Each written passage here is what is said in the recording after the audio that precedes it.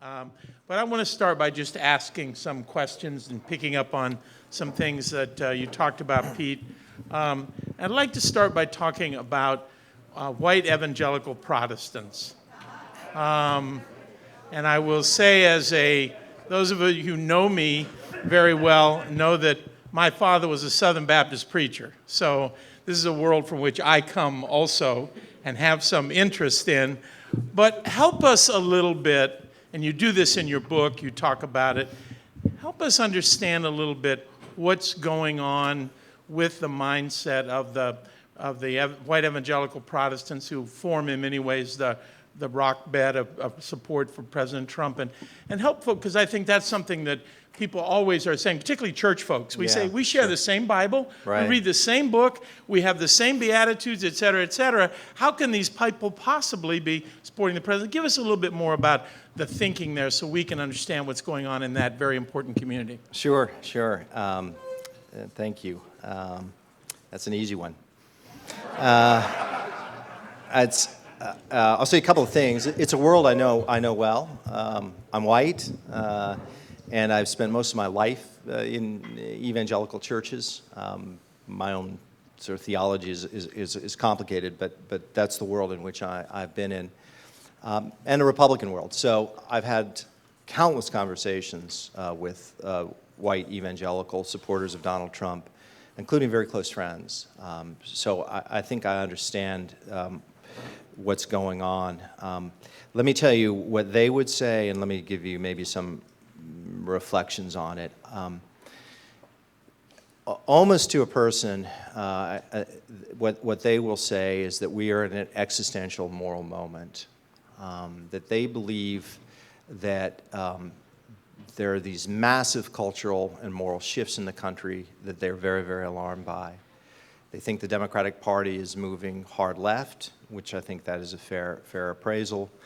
And they hear people like Beto O'Rourke, who about 3 weeks ago said that if churches, religious charities, and parachurch organizations don't agree with Beto O'Rourke on same-sex marriage, we're going to deny tax-exempt status from them. And that didn't get much play in the so-called secular press, but I guarantee you in white evangelical circles that bounced around. It certainly made my life harder because they look and they point at it and say, see, this is what they want to do. They want to destroy us. They want to crush us because they really do hate us. And they think that if the left wins, if a Democrat wins, if the wrong court appointments are made, a kind of darkness will descend upon the land. They use the language both privately with me and publicly, people like Eric Metaxas, that this is an existential moment, a Flight 93 moment. And they think that if those things happen, most of what they love and cherish will be washed away, wiped away. Now, I think that's borderline preposterous. I'm a conservative, so it's not as if I'm a person of liberal beliefs, and it's not as if I don't think that there are some challenges. I just think that their description of what the country is wildly at odds with reality. We're always living with some degree of ruin. Every nation is. And what I have said, and this gets a sharp response from some of people who are white evangelical males of a certain age, is I said, look, I understand from your perspective the 1950s was, the glory days, but if you were a black waiter in Birmingham, or if you were in the 1950s, or you were a gay working at the CIA in the 1960s, or you were a woman almost any time prior to now, it wasn't so great. So it's a mixed bag. It just depends partly on who you are. And I also point out that the high water mark with abortions was actually 1991, 1.6 million. After 16 years of Democratic presidents, 8 years of a Republican president, courts that were primarily dominated by the left, the most recent data shows that there were 685,000 abortions in America. In other words, even as the left controlled the presidency and the courts, abortion, which is often the number one issue for these people, went down and down and down. We're now at the lowest number of abortions since Roe v. Wade. But I do think that's a mindset, right, which is this existential threat. And they believe that they have to make an alliance with Donald Trump because he's the only thing that stands between them and that threat. But I think it's more complicated than that. I was out at Stanford with a sociologist, Berkeley, a very good sociologist, Arlie Hochschild, who wrote a book called Strangers in Their Own Land. She, at that time, was trying to just understand the Tea Party movement. So she went to the Bayou country in Louisiana, kind of the belly of the beast. It was interesting. She really got to like the people there. There was a genuine affection for them. But what she told me, and this was a few days before the 2016 election, is she said, Pete, what you have to understand about the Trump supporters is that they feel dishonored and humiliated. Those were the two words that she said. And she said, for them, he is an antidepressant. And that humiliation and dishonor is not completely preposterous. It is absolutely true, I would say, that in certain elite cultures looked at people of a kind of traditional Orthodox Christian views on particularly matters of life and human sexuality, and looked at them with some degree of contempt. I think that the resentment, the anger, the rage, the grievance is a terrible Christian witness. I don't think it's fully merited. I think it's harmful. The other thing that I've seen that has happened over time is that there was initially a reluctance in embracing Trump. That is, it was a belief that, look, he's going to give us the right court appointments, he's going to be better on life, but we're troubled by his character flaws, his moral and ethical transgressions. That has now changed for a lot of them. And the way I describe it is that they look at Donald Trump and they feel like he's going to bring a gun to a cultural knife fight, and they love it. They feel like this guy is going to slit the throat of the left and watch them bleed and watch them die, because that's what they want to do to us, and he'll do it. And they may not be themselves comfortable necessarily in using the same tactics, but they view him as their guard dog, their protector. And there is a kind of psychic satisfaction, which I think is deeply unchristian, but it sort of delights. I think it's deeply tied to psychology. This is not true by any means of all white evangelicals. It's a huge movement. It's 22% of the country, roughly, and there are a lot of people who are on a continuum who have reluctant support, but there's no question of that. And the last thing I want to say is that what happens if, because we were talking at the table, I've learned a lot, I've talked to a lot of psychologists recently. I actually think that to understand this moment, it's much better to understand psychology than politics. Both the psychology of Donald Trump, which I think is much simpler to understand. I think he's a sociopath, and I think he has malignant narcissistic disorder. So I don't think he's actually that complicated. The way he acts is never a surprise to me, because I've sort of internalized the fact that we're dealing with a person who has a disordered personality. That's a tragedy on a human level. But the reason why I get angry about it is because he uses it to hurt people, because he attacks people over whom he has power. What's more interesting to me is the psychology of supporters and the cognitive dissonance that happens when you're a person of the Christian faith and you're defending a person that you know is a moral wreck. Now, my big criticism of white evangelicals isn't that they voted for Trump. I didn't do it, but I understand the argument. If your argument is with the good of the country, the moral good, the common good, Trump's policies are going to be better than Hillary Clinton's. I get that. What I don't get, or what I do get, but what I really think that they deserve to be criticized for, is they can't hold two concepts at the same time, which is to say, look, we agree with the court appointments, we think his pro-life policies are good, we like his taxes, whatever, cop policies. At the same time, his moral and ethical transgressions are outrageous. His dehumanization of others, his cruelty, his crudity are an offense, and we're going to stand up and say something. And instead you get people like Franklin Graham, Jerry Falwell Jr., Eric Metaxas, James Dobson, Tony Perkins, Ralph Reed, Robert Jeffress, who will go on day after day after day, show after show after show, giving pure obeisance, fealty to him. He's like the great leader. And the fact that they can't speak truth to power, I'm guessing you all know this. I'm hearing from pastors all over the country who are writing me. In fact, I'm going to do a column on this for the Times. From the West Coast to Nashville to everywhere, saying this is a generational catastrophe. Younger people, non-Christian and Christian, see this freak show. They see these people up there, this transparent hypocrisy, saying this stuff, And we don't want anything to do with this movement. And that's why, just from a personal perspective, it's the most personally painful thing to me. Because I think, quite apart from what it's doing to the country, I think the witness of Christ is being deeply harmed by this, and it ought to stop. Yeah. Thank you. That's really helpful. Well, you talked some about confirmation bias, and I was really struck by the point, and you mentioned it briefly, that in your book, that actually there's studies now that show that getting information that supports our beliefs leads to a dopamine rush.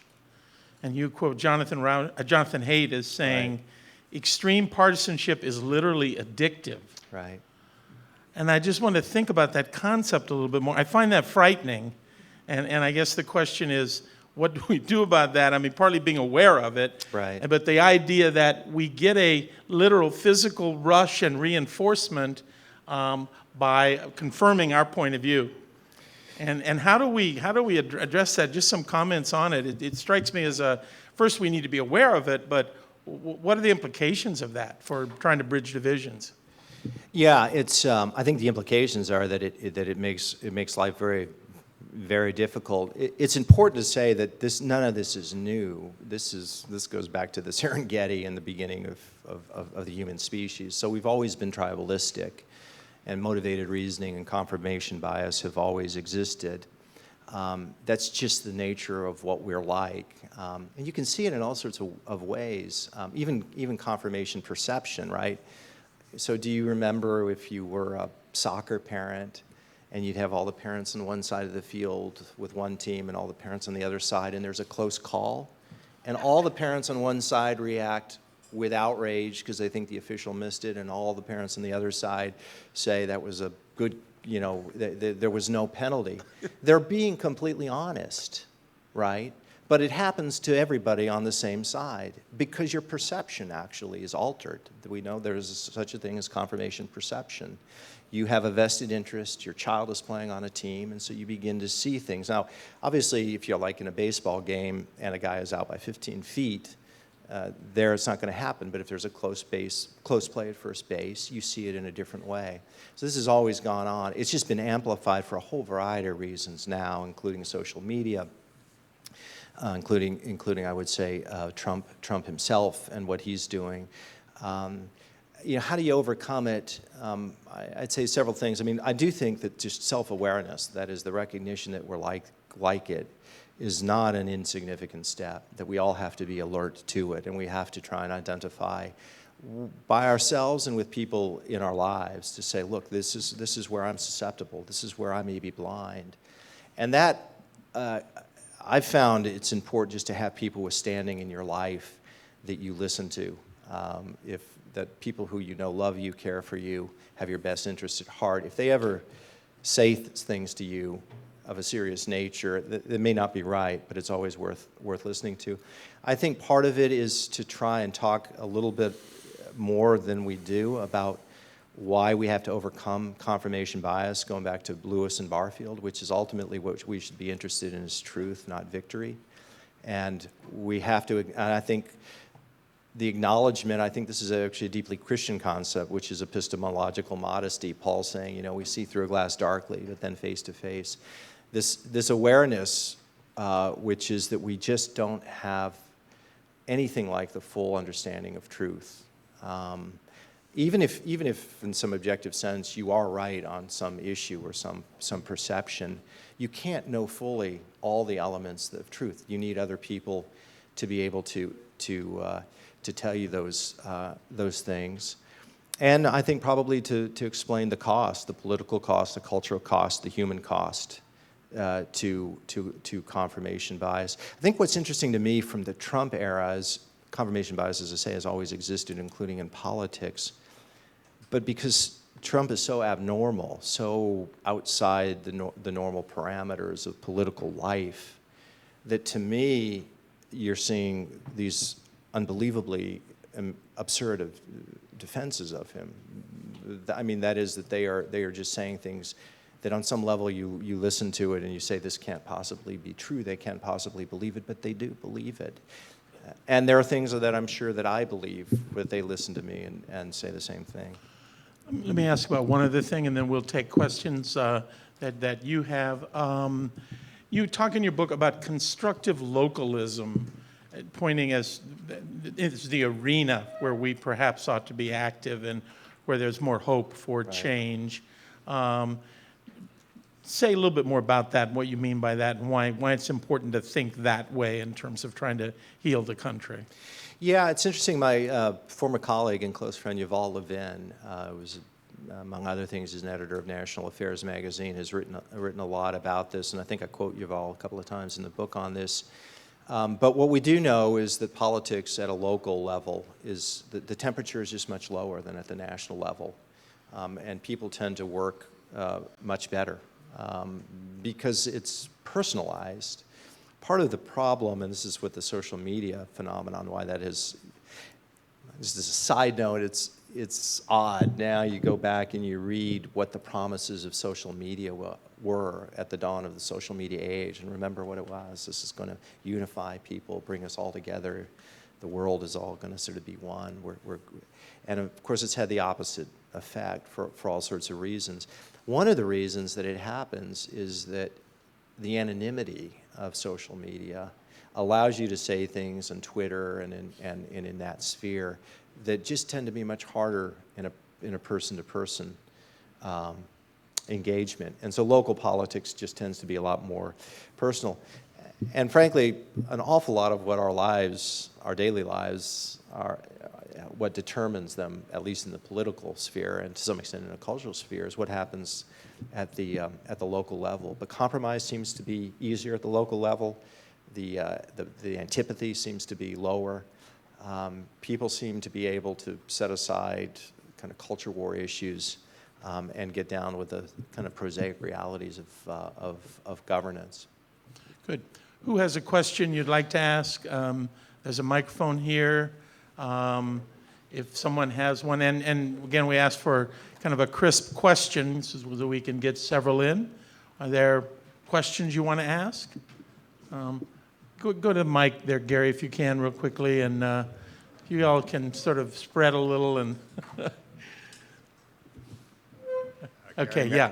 Gary Maring from Luther Place. I was going to ask you about evangelical Christianity, but you took, Theo asked that question very well for me, and you had a great explanation.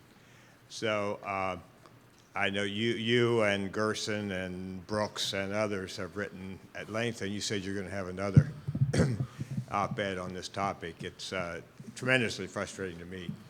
But question I wanted to ask is about resistance. A number of us in the congregations represented here are in active resistance on issues of immigration and other social justice issues to try to counter the Trump administration's brutal policies on family separations and other things. What's the role of resistance when these things are happening around us for Christians who are concerned about social justice and the common good? Yeah, no, it's a good question. I'll deal with that, and I'll say a couple of quick words more on the evangelical as well, which may amplify a little bit of what was said. I think if Christians are called by conscience for resistance, more power to them, and I think it can make a difference. And throughout history, some of the high moments in Christian social engagement has been elements of obviously of resistance, civil rights movement, the abolitionist movement, and others. The only thing I'd say is, I'm a big fan of Martin Luther King, and I still think that his words and his approach are the right ones, which is to try and envelop it with some attitude of love. Love is a word that I think is thrown around a little too loosely. Frankly, it's hard to love strangers, let alone enemies. So I would settle for some degree of less than hostility and maybe a touch of affection now and then. But his point was that you have to model yourself in the same way that I fault the white evangelicals for a lot of white evangelicals for modeling what I think is a bad witness for Christ. You know, I think the resistance can do that too. And I think what I'd say probably in the resistance is I'd be careful to make sure that you don't conflate the resistance with a left wing, which I think has been a fault line of liberals of good conscience. And just like the right wing gets conflated, somehow the Jesus gospel gets conflated to so stunningly being like the talking points for the Republican National Committee. That shouldn't happen on the left either. You know, I've always thought that Jesus stands in judgment of all political ideologies and all political parties, and he's just not easy to put in a box. And then how you conduct yourself, the dignity with which which one conducts oneself, and the words that are used and the grace that is shown. I think that matters. But in the end, you know, if your concerns are about Trump's policies, you've got to get rid of Trump. Resistance isn't going to be enough while he's president. So to my Democratic friends, you know, I say don't nominate a left-winger, because I think you'll pay a price. And as people probably know, I have a pretty strong opinion that I think Donald Trump needs to be removed. So that makes me worry. I just wanted to say a couple of quick things just on the evangelical movement again. One is that Philip Yancey wrote a book, it's one of my favorite books, called What's So Amazing About Grace. And Philip, at the beginning of the book, he talks about how he would meet people in airports and places, strangers, and ask them, when I say Christianity, what do you think of? And he said the thing that he heard time after time after time was culture war issues, abortion, homosexuality, and you know the litany. He said, never once did I hear the word grace. And that's pretty stunning, because grace as a theological concept is, if it's not at the dead center of Christianity, it's awfully near there. And there's just something wrong when Christians are not identified with grace. And I understand it can be tricky, and I understand that sometimes grace can become a synonym for lack of passion and lack of conviction. But I just think there's something wrong when the transmission is that far off. Second is, if you look through the history of the church, the greatest moments of Christian growth were not when they had political power. It's almost always political power corrupts Christianity. It's what Rodney Stark, I think he's at Baylor now, referred to as communal compassion. If you look from the period of the disciples up until like the mid-300s, you had this unbelievable growth in Christianity. None of it had to do with political power, the levers of political power. It had to do with care for the sick and the weak, welcoming the strangers, respect for women, connection to non-Christians. And I still think that works. Yuval, I mentioned earlier, told me once, he said, an attractive community that provides a venue for genuine flourishing can change minds far better than an argument can. And the last thing is, I'm really taken by a concept which Maku Fujimura, who's an artist at Fuller, talks about, which is culture care versus culture war. And that is, it's just an entirely different way of seeing the world. He says, you don't see the world as a battle zone, but as a place of abundant possibility and promise.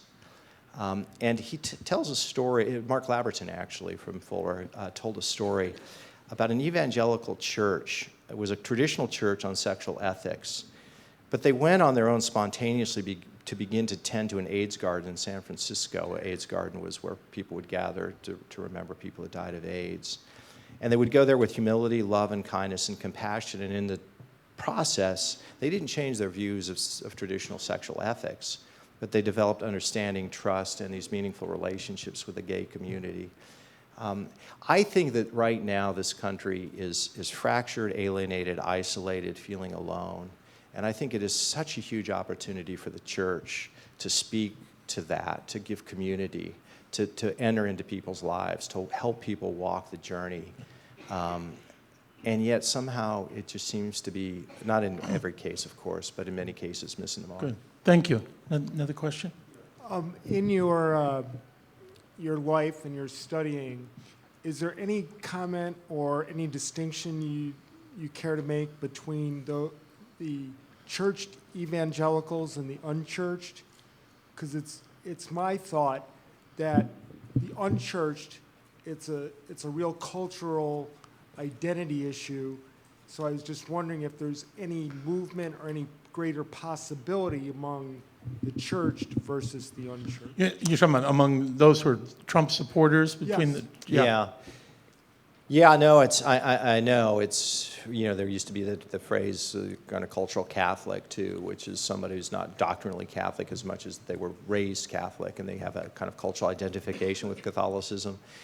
I'd have to go through and check the latest data, but my understanding of the data is now that regular church-going once a week or 3 times a month, churchgoers tend to be more enthusiastic Trump supporters than non-church-going evangelicals. Some of it is undoubtedly cultural. If you go into the South, there is a kind of identification. Anybody who's been in the South will tell you that, of the kind of evangelicalism, and there's a conflation with a certain cultural view. But from what I can tell, being more church, more of a regular churchgoer doesn't necessarily change your opinion, at least in this moment, on Donald Trump and a lot of behaviors, in life that we would hope would be different, because people are actively involved in churches and consider themselves to be committed Christians. But frankly, the transformational effects of faith are just not what I think a lot of us would hope that it would be. We have time for 1 or 2 more questions. We are going to close here in about 10 minutes, but I want to take it a little bit more. Yes? Thank you for your talk. You bet, thanks. I'm wondering, in your analysis, how much of the division you think is caused by inequalities, like wealth inequality or other things like that, and what you think the role is for structural change in terms of healing these divisions. Thanks. Yeah, I think that's undoubtedly part of it, wealth inequality. It's hard to know precisely what. We've had some pretty sophisticated people try and explain what is causing the instability and the volatility of this moment. I think some of it is the wealth inequality. Some of it has been, frankly, for a series of complicated reasons that I don't think you can lay at the feet of Republicans or Democrats, is wage stagnation and the sort of the dominance of the American economy from really the 1950s, late 40s, 50s, up until about 2000. But since 2000, we've seen every 5-year increment, growth is slowing down. Wages are more stagnant. Costs are going up. So there's that kind of financial struggle that's happening. The big ticket items would be higher education, medical costs, and so forth. That exists. I think there's a lot on the demographic and the cultural side. I mean, the country is changing. It's at a very high level of legal immigration for a long time now. And if you look historically at this country and other countries, often what happens, this really is a cycle in American history, is if you have a lot of foreigners coming in, even legally, then you get a reaction against that. Precisely because we're tribalistic people by nature, trying to live in a liberal, pluralistic society is not easy. I think we've sort of taken it for granted in this country. I think for some, a woman named Diana Mutz at University of Pennsylvania did a study where her finding was that there was a sense of fear based on cultural displacement among a lot of whites, including white evangelicals, that they were losing power and influence that they had, and that the country was changing morally in ways that they thought were deeply concerning. And then Ben Sasse, who's a very intelligent senator from Nebraska, Republican, has talked about this massive change from, really on par with the Industrial Revolution that we're going through, where manufacturing jobs are being lost, automation is taking over. And we're just in the midst of that, and that's creating a lot of uncertainty. We don't really know how to get our way through it. So I think there are a lot of factors let's think about it like, I don't know, eddies and currents kind of flowing into a river, and that river now is a kind of river of some degree of volatility, instability, uncertainty, unsafety, and so those things together make people vulnerable to all sorts of things. It makes them look inward rather than outward. They tend to target the other, people who look differently or act differently, and frankly, it makes people susceptible to demagogues like Donald Trump. Yes, another question? Yeah, you made a statement that I interpreted as holding our politicians accountable to become better politicians. Right. And I tried to find out a little about your latest book before I came, and I think one statement I came across is that we are more powerful than we believe. Right. But at my table, different people expressed different parts of a concern that there's so many people who don't believe in politics, there's so many people who don't vote. There's a lot of people who are not able to vote for different reasons, have been disenfranchised, or it's harder for them to vote for different rules that different jurisdictions have come up with. And also that we here in DC feel partially disenfranchised because we're not fully representative. So I guess the basic question is how can we amplify the participation of those who feel that they're left out? Yeah. Yeah, thank you. Yeah. Yeah, this will have to be the last question here, but. Yeah, Pete? sure. No, it's a good question. I'd say several things about it. Yeah, as a general matter, it's an interesting observation, but as a general matter, low voting turnout tends to be reflect well on a country because it tends to show that people think things are going reasonably well. Their vote doesn't matter that much, and it's really when you get countries in real crisis situation where the voting tends to go much higher. You know, these obstacles have always existed. We have some that are, I think, specific to this era. But I'd say, as a general matter, the ability for people to vote is greater than it's ever been.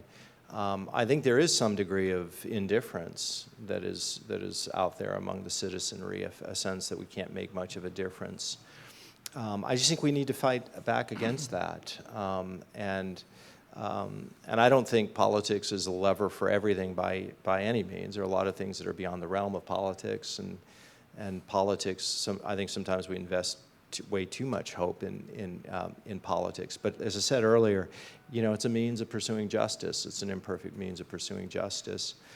And if you look in recent history, but most of you may be liberal, I don't know, but look at what happened with Barack Obama, right? I mean, you had 2008 and 2012, you had huge turnout for him. He won both elections comfortably, and you didn't really hear much complaint about the idea that citizens weren't being mobilized and couldn't vote. And he had a majority in the Senate. He had 60, I think he had 60 seats in the Senate.